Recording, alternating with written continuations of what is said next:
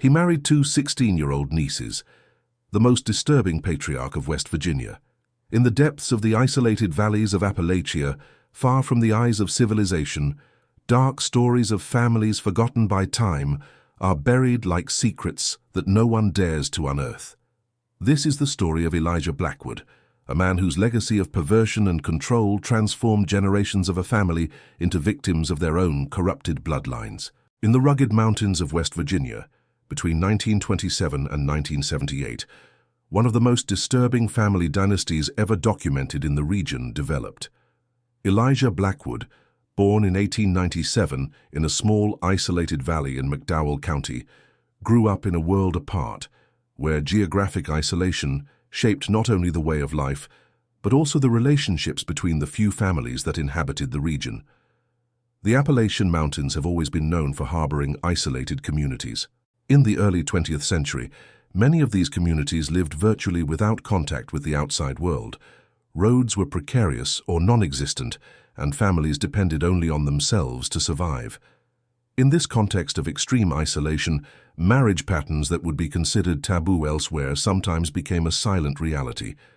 Elijah was the oldest of 8 siblings. His father, Thomas Blackwood, was known in the region for his domineering personality and the severe methods with which he raised his children. Elijah's mother, Sarah, was Thomas's second cousin, an arrangement that was not uncommon in those isolated communities of the time. The family lived off subsistence farming and hunting, rarely descending to the larger towns in the valley. When Elijah turned 18 in 1915, his father sent him to work in the coal mines that were beginning to develop in the region. It was his first real contact with the world beyond the isolated valley where he had grown up. There, among the miners, Elijah was exposed to different people and ideas, but also developed a feeling of superiority over outsiders. He believed that his family lineage was purer and that people from outside were inferior. In 1918, after 3 years working in the mines, Elijah returned to the valley after suffering an accident that left a deep scar on his face. The isolation after the accident only intensified his controlling tendencies. When his father died in 1923, Elijah, then 26 years old, assumed the role of family patriarch. It was during this period that Elijah's behavior began to show worrying signs. He exercised absolute control over his younger siblings, especially over his sisters Margaret and Eleanor. In 1925, he arranged the marriage of Margaret, then 22, to Jeremiah Tucker, a man 15 years older who lived on a neighboring property. The condition imposed by Elijah for the marriage was that the couple would remain living on Blackwood land under his supervision. The following year, 1926, Eleanor was also forced to marry, this time to Robert Harris, a distant cousin. Again, Elijah insisted that the couple live under his roof. Thus began to form what would later be known as the Blackwood Compound, a small cluster of cabins and structures where Elijah kept the entire family under his domain. Between 1927 and 1930, Margaret gave birth to 3 daughters, Ruth, Hannah, and Abigail. Eleanor, in turn, had 2 daughters, Esther and Mary. Elijah showed a disturbing interest in his nieces, frequently interfering in how they were raised and imposing strict rules for their education. At the time, the geographic isolation of communities like the Blackwoods meant that there was little or no external interference.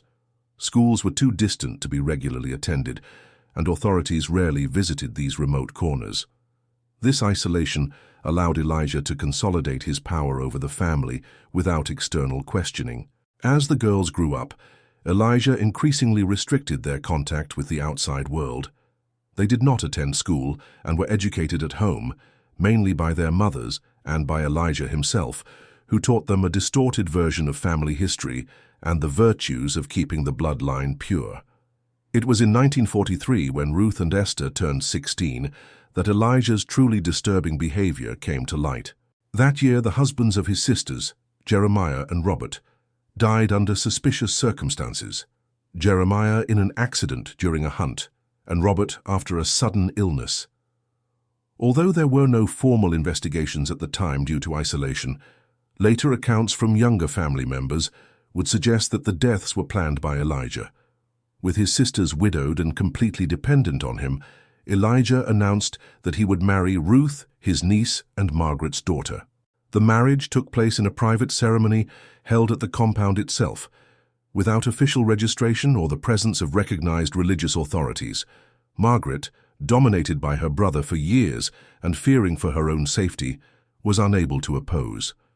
Just 3 months later, in an even more shocking display of depravity, Elijah declared that he would also marry Esther, Eleanor's daughter, and his other 16-year-old niece. This second marriage occurred in the same clandestine manner as the first. It's important to understand the historical context. In the 1940s, although consanguineous marriages were legally prohibited in West Virginia, authorities rarely monitored isolated communities. The state had prohibited marriages between uncles and nieces since its founding, but in remote regions, where civil records were rarely kept, such laws had little practical effect. In the following years, Ruth gave birth to 4 of Elijah's children, 2 boys and 2 girls. Esther had 3 children, 1 boy and 2 girls. It was in the first generation of children from these incestuous relationships that the genetic effects of consanguinity began to manifest in an evident way. Of the 7 children born from these relationships, 5 had significant health problems. 3 had visible physical deformities, including fused fingers, syndactyly, problems in the spine and facial malformations. 2 others manifested what was described at the time as mental debility, now recognized as significant intellectual disability. In the 1950s, the isolation of the Blackwood Compound began to gradually decrease as road construction advanced through the region. In 1952, an itinerant doctor who visited remote communities to offer basic health care found the Blackwood family. Horrified by the conditions he witnessed, especially the state of the children, he tried to alert the authorities. However, at that time, government intervention in family matters was much more limited than it is today. Additionally, mountain families were known for their distrust of outsiders and authorities. When county officials finally visited the compound, Elijah presented falsified documents, claiming that Ruth and Esther were actually his wives from neighboring communities, not related to him by blood. The women, terrorized by years of abuse and manipulation, confirmed his version. The initial investigation was archived, but the case caught the attention of Dr. Charles Montgomery, a physician with growing interest in the emerging field of genetics. In 1954, Dr. Montgomery managed to obtain permission to examine some of the compound's children, supposedly as part of a rural health program. In his notes, which would only be discovered decades later, Montgomery carefully documented the health problems observed in the Blackwood children. He noted the high incidence of congenital deficiencies and correctly suspected they were the result of close consanguinity. At that time, although understanding about genetics was still limited compared to current standards, it was already well established that consanguineous relationships increased the risk of recessive diseases. Montgomery wrote, "The patterns of anomalies observed in the Blackwood children are consistent with what the scientific literature describes as the result of close consanguinity. The incidence of physical malformations and cognitive impairment is significantly higher than would be expected in a general population. It is alarming to think about the conditions that may have led to such a situation in this isolated family." Despite his suspicions, Montgomery faced resistance from both the family and local authorities. In rural Appalachian communities in the 1950s, family matters were considered strictly private, and there was a cultural reluctance to interfere, even in the face of evidence of abuse or illicit behavior. Meanwhile, inside the compound, the situation deteriorated. Between 1955 and 1960, 5 more children were born from Elijah's relationship with his nieces. Of these, 3 died before completing 1 year of age, suffering from multiple health complications. Infant deaths were not uncommon in impoverished rural regions at the time, so they did not raise immediate suspicions. A turning point occurred in 1962 when Hannah, Margaret's second daughter and Ruth's sister, managed to escape from the compound at age 33. Having lived under Elijah's tyrannical domain her entire life, Hannah finally found the courage to flee after witnessing years of abuse. She made an arduous 3-day journey through the mountains until reaching the town of Welch, where she reported her story to local authorities. Initially, her account was received with skepticism. Hannah, having lived isolated her entire life, had communication difficulties and little understanding of the world outside the compound. Additionally, her accusations were so serious that many local officials considered them fanciful or exaggerated. It was only when Thomas Hendricks, a young social worker newly arrived at the County Social Services Department, decided to investigate the case more thoroughly that authorities began to take the allegations seriously. Hendricks, not being bound by old networks of influence and the code of silence that sometimes characterized small rural communities, was determined to discover the truth. In October 1962, Hendricks organized an official visit to the Blackwood Compound, accompanied by 2 state police officers. What they found was deeply disturbing. The compound had grown to include 6 main structures, housing about 30 people, all under the control of Elijah, then 65 years old. The living conditions were deplorable. The children, many with evident health problems and deficiencies, lived in conditions of extreme poverty and neglect. Some of the teenagers and young adults, children of Elijah's relationship with Ruth and Esther, showed clear signs of consanguinity, including distinctive facial features such as receding jaws, prominent foreheads, and closely set eyes. More alarming still, Hendricks discovered evidence that Elijah had begun to initiate relationships with some of his own daughters, Chuck's grandnieces, perpetuating the cycle of abuse and incest. Faced with the evidence, the authorities finally acted. Elijah was arrested, along with 2 of his older sons, who had become his accomplices in controlling the family. The women and children were removed from the compound and taken for medical and psychological evaluation. The court case that followed in 1963 was unprecedented for the time and region. Elijah faced multiple charges, including child abuse, illegal confinement, and incest. During the trial, which was held behind closed doors due to the sensitive nature of the accusations, disturbing details emerged about how Elijah had maintained control over the family for decades. He had created an almost religious belief system, convincing family members that the outside world was corrupt and dangerous, and that only by following his rules could they remain pure and safe. Physical isolation combined with psychological manipulation had allowed his regime of terror to persist for generations. Medical experts who testified at the trial presented evidence of the physical and psychological effects of prolonged incest in the family. Dr. William Patterson, a geneticist from the University of Virginia who examined several of the children, explained to the court, "What we observe in the younger members of the Blackwood family is consistent with the phenomenon known as inbreeding depression, the manifestation of harmful recessive genetic characteristics due to crossing between closely related individuals." Patterson continued, "In normal populations, harmful recessive genes rarely cause problems because the person usually has only one copy of the defective gene, compensated by a healthy copy from the other parent. However, when close relatives have children, the probability of a child inheriting 2 copies of the same harmful recessive gene increases dramatically. The evidence presented included high rates of infant mortality among Elijah's descendants, approximately 40%, compared to the national average at the time of about 2%. Significantly elevated incidence of congenital malformations, including heart defects, cleft palate, and skeletal abnormalities. Widespread intellectual disability, with nearly 70% of living children presenting some degree of cognitive impairment.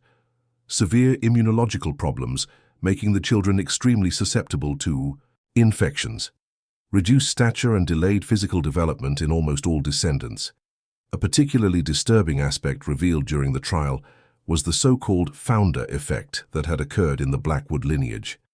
This genetic phenomenon happens when a new population is established by a very small number of individuals from a larger population, resulting in reduced genetic diversity. In the case of the Blackwoods, with generations of consanguineous marriages, certain rare recessive genetic traits had become common in the family. A notable example was a rare form of polydactyly, extra fingers, combined with syndactyly, fused fingers, creating a distinctive malformation of the hands that affected almost 30% of the children born in the compound. Elijah Blackwood was found guilty of all charges in December 1963 and sentenced to life imprisonment. He died in Moundsville State Prison in 1978, at 81 years of age, apparently never showing remorse for his actions. The fate of the victims was varied. The adult women, including Ruth and Esther, then 36 years old, faced enormous challenges adapting to life outside the compound. Having been subjugated and manipulated their entire lives, many struggled with mental health problems, including what would today be diagnosed as complex post-traumatic stress disorder. The younger children were placed in foster homes or, in the most severe cases of disabilities, in specialized care institutions. Follow-up records show that even those without evident physical deformities often developed health problems related to consanguinity later in life, including reduced fertility, autoimmune diseases, and rare metabolic disorders.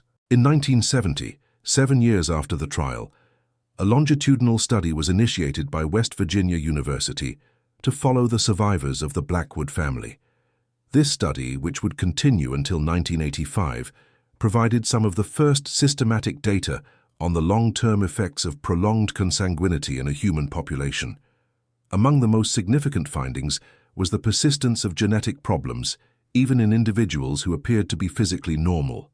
Many of the survivors who did not present visible anomalies still carried multiple recessive genetic mutations that could affect their own children if they married people who, by chance, carried the same recessive genes.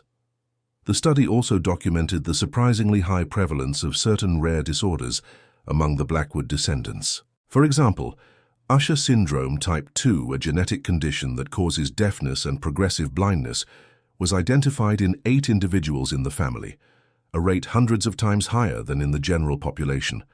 Another revealing aspect was the pattern of neurological development.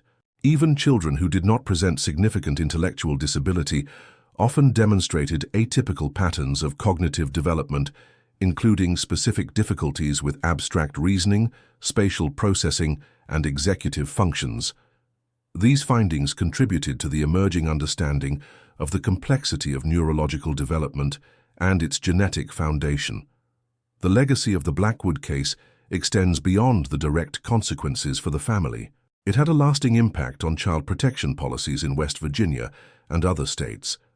The case was repeatedly cited during the 1970s in legislative debates about the need to strengthen child protection laws and intervention mechanisms in abusive families. In 1974, when the U.S. Congress passed the Child Abuse Prevention and Treatment Act, creating the first federal program specifically aimed at child protection, the Blackwood case was mentioned as an extreme example of how isolation and lack of external supervision can allow abuse to continue for generations.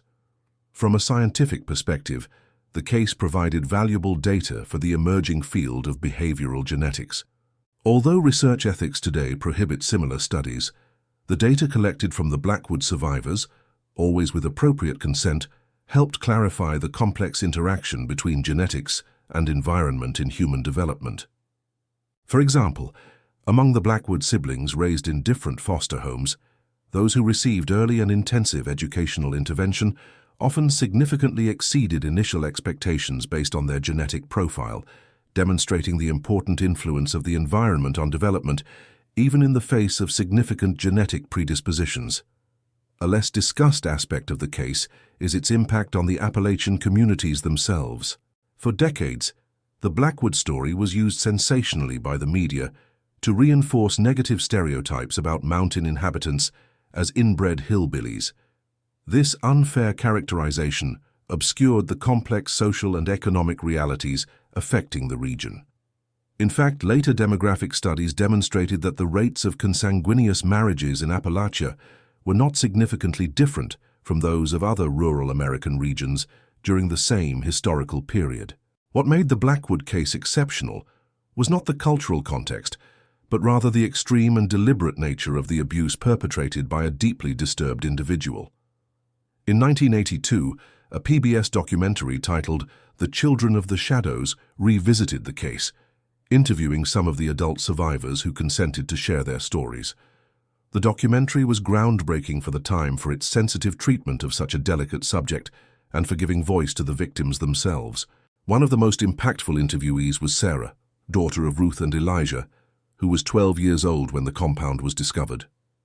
Then 31, Sarah had overcome tremendous adversities. Despite being born with a spinal malformation that left her with limited mobility and facing significant learning challenges, she had completed high school and become an advocate for the rights of people with disabilities. In the documentary, Sarah reflected, "People often ask me if I hate my father. The truth is that I barely remember him as a person. He was more like a dark force that hovered over all of us. What I really feel is sadness. Sadness for what could have been. Sadness for the lives that were ruined before they even began." Another survivor interviewed was Michael, son of Esther and Elijah, who was 8 years old when he was rescued. Unlike many of his siblings and cousins, Michael did not present serious physical anomalies, although he suffered from a rare blood disease that required continuous treatment. He spoke openly about the challenges of building a normal identity after growing up in such extraordinary circumstances. "For years I didn't tell anyone about my past. I was ashamed, as if somehow it was my fault. It was only when I started working with a therapist in college that I realized that I was a victim, not someone who should feel ashamed.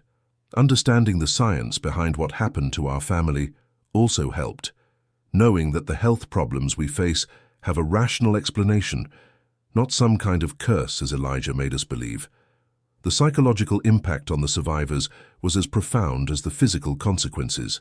Many struggled with issues of identity, self-esteem, and the ability to form healthy relationships. Those who eventually had their own children often described intense feelings of anxiety about the health of their descendants, even when marrying genetically unrelated partners. Emily, one of the few daughters of Elijah who managed to lead a relatively normal life and have her own family, described in the documentary the terror she felt during her pregnancy. "Each prenatal exam was torture. I was convinced that something would be wrong, that somehow my father's sins would be visited upon my innocent child. When my daughter was born perfectly healthy, I couldn't stop crying with relief." The Blackwood story also raised important questions about how societies deal with survivors of extreme traumatic situations. In the years immediately following the discovery of the compound, the institutional response was fragmented and often inadequate. Many of the children were separated not only from their abusive parents, but also from siblings and other relatives who could have provided some sense of continuity and connection.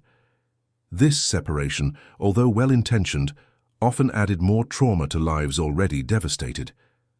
It was only in the 1970s, with the development of more holistic approaches to caring for traumatized children, that social services began to recognize the importance of preserving ties between siblings and providing specialized therapy for victims of family abuse. In 1978, the same year as Elijah's death in prison, a group of adult Blackwood survivors formed an informal support group that would later become the New Roots Foundation. This non-profit organization, still active today, works to educate the public about child abuse and consanguinity, as well as providing support to individuals born in similar situations. A particularly notable aspect of the foundation is its work with medical and social service communities to increase awareness about the specific health needs of people with a history of family consanguinity. They have developed educational materials that help health professionals identify rare conditions that may be more common in this population, allowing for earlier and more effective interventions. In 1985, Dr. Robert Jenkins, a geneticist who worked extensively with the Blackwood survivors, published an influential study in the journal Medical Genetics that helped clarify some of the specific mechanisms by which prolonged consanguinity affects human health. The study identified more than 30 rare genetic conditions present in the Blackwood family, many of which were virtually unknown in the general population. Jenkins observed, "What makes the Blackwood case scientifically significant is not just the extent of consanguinity, but also its directed nature over multiple generations.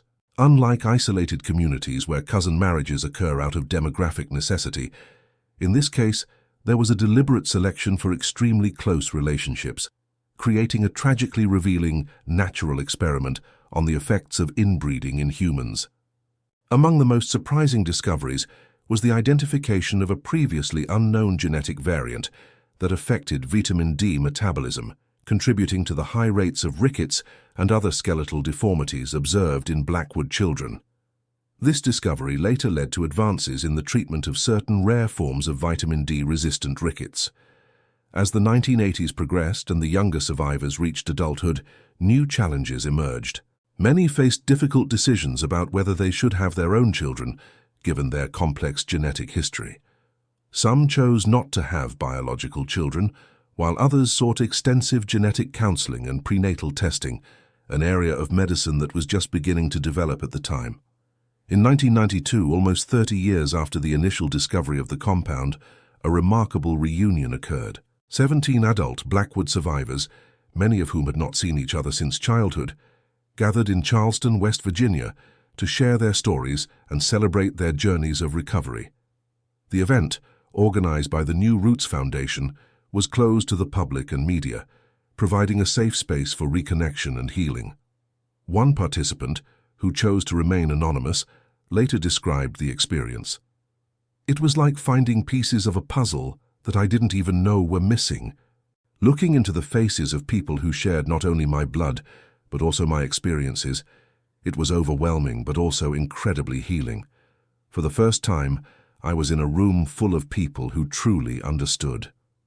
The legacy of the Blackwood case continues to reverberate across multiple fields. In medical genetics, the data collected over decades of following the survivors contributed to our understanding of how recessive genes interact and express themselves.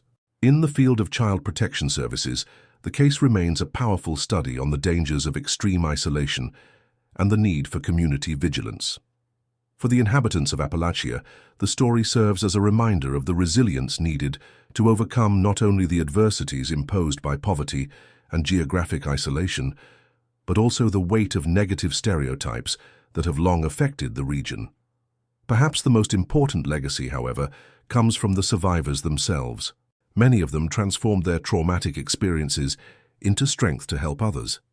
Some became social workers, nurses, teachers, and advocates, using their first-hand knowledge of trauma and recovery to create positive change. As Rebecca, one of Elijah's granddaughters who became a child psychologist, expressed, "For a long time, our family was defined by the darkness my grandfather created. But that's not our complete story. We are also defined by our survival, by our refusal to allow the past to determine our future. Each time I use my experience to help a traumatized child find hope, I feel like I'm rewriting a bit of that history." In 1998, when the last formal follow-up study of the Blackwood survivors was completed, the researchers noted something remarkable. Despite the tremendous genetic and psychological adversities, a surprising proportion of the survivors had managed to build stable and, in many cases, extraordinary lives. This unexpected resilience challenged many of the initial assumptions about the prognosis for children born in such extreme circumstances. The final report concluded, "Perhaps the most important lesson from the Blackwood case is not about the consequences of consanguinity, but about the remarkable capacity of the human spirit to transcend even the most traumatic origins when provided adequate support and opportunity." The case of Elijah Blackwood remains one of the most disturbing documented examples of family abuse and manipulation in the United States. It is a dark story of how isolation, combined with the domineering personality of an individual, can create generations of suffering.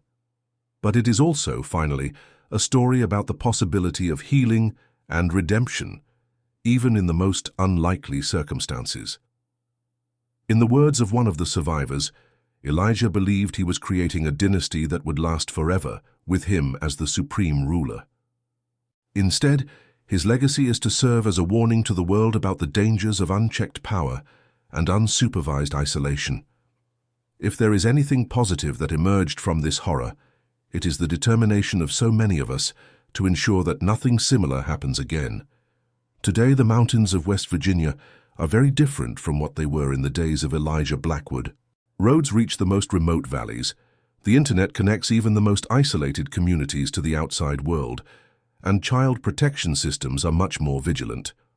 However, the Blackwood story remains as a powerful reminder that the most terrible abuses can occur not only in dark alleys of cities, but also under the open sky of the mountains, where silence and isolation can hide the most disturbing human truths.